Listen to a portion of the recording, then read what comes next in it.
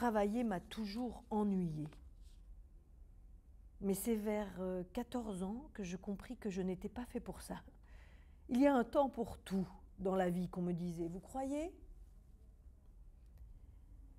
J'étais peu à peu envahie par une obsession qui devint si ardente qu'elle ne laissa de place à rien d'autre.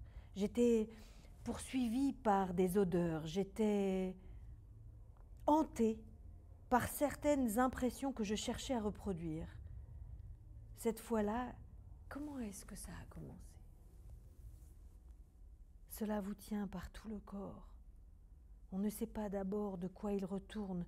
On a l'envie de ne rien faire, on traîne, on est lourd. Tout ce qu'on entreprend paraît oiseux.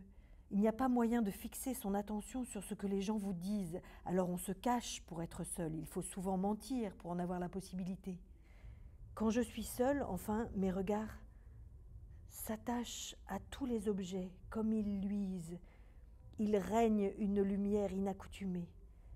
Les moindres aspects du monde sont tout à coup pleins de sens. Est-ce que je viens de retrouver la clé d'un grand secret perdu ? Il s'établit un mystérieux rapport entre moi et tout ce qui m'entoure, une espèce de complicité. Je reste immobile à m'attendre. Je n'y suis pas encore. Ça vient.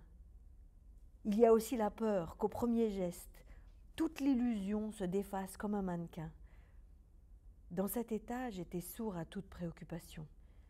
J'étudiais mes territoires, leurs dépendances, leurs aptitudes. À chaque propriété de moi-même correspondait une qualité des objets extérieurs.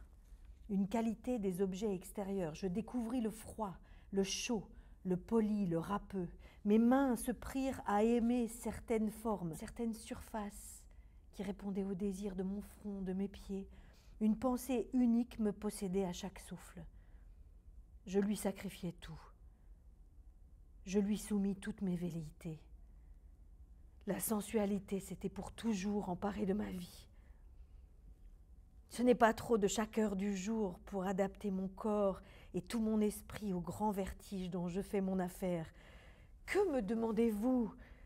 De pénétrer vos sciences, d'acquérir une habileté pratique et parcellaire. Que me demandez-vous de consacrer ma vie à l'apprentissage d'une profession ?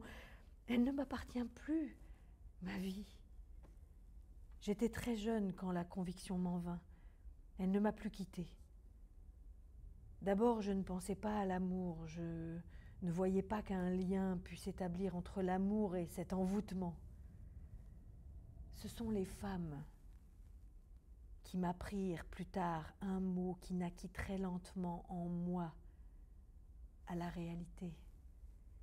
Il est remarquable que les premières femmes que je connus ne le prononcèrent pas, ce mot.